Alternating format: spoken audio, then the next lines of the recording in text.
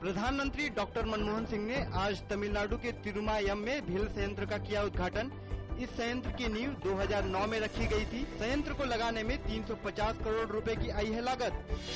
केंद्रीय मंत्रिमंडल ने राजनीतिक पार्टियों को आरटीआई के दायरे से बाहर रखने के उद्देश्य से इसमें संशोधन करने का किया फैसला।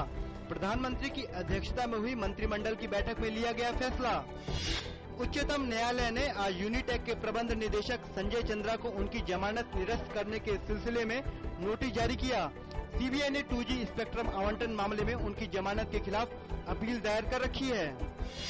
पंजाब, चंडीगढ़ और हरियाणा के कुछ हिस्सों में आज भूकंप के हल्के झटके किए गए महसूस। भूकंप की तीव्रता रिक्टर पैमाने पर 5.4 मापी गई।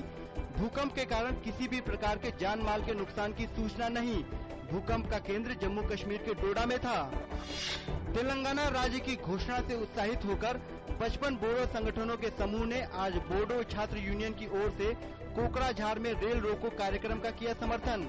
बोडो संगठनों के समूह ने कल अपनी बैठक में 13 से 7 अगस्त तक 100 घंटे के राष्ट्रीय राजमार्ग बंद कार्यक्रम में भी शामिल होने की घोषणा। शुरुआती कारोबार में शेयर बाजार हुआ मजबूत। सेंसेक्स 135 अंक की बढ़त के साथ 19,452 अंक पर पहुंचा। वहीं नेशनल स्टॉक एक्सचेंज का निफ्टी 5,762 अंक पर खुला। 34 अंक की देखी गई बढ़त। बांग्लादेश की एक अदालत ने राजनीतिक पार्टी के रूप में जमाते इस्लामी का पंजीकरण किया रद्द। भविष्य में यह पार्टी चुनाव में नहीं ले सकेगी हिस्सा। बांग्लादेशी उच्च न्यायालय ने एक याचिका की सुनवाई करते हुए यह फैसला दिया।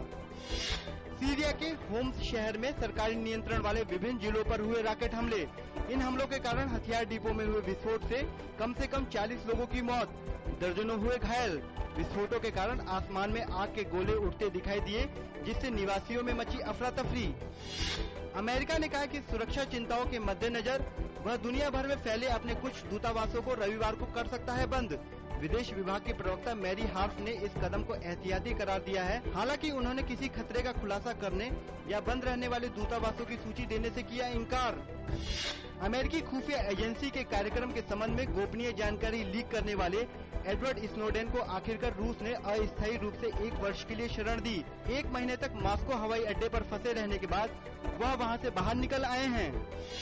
इटली के सुप्रीम कोर्ट ने पूर्व प्रधानमंत्री सिल्वियो बर्लुस्कोनी को कर घोटाले के लिए दी गई जेल की सजा को रखा बरकरार।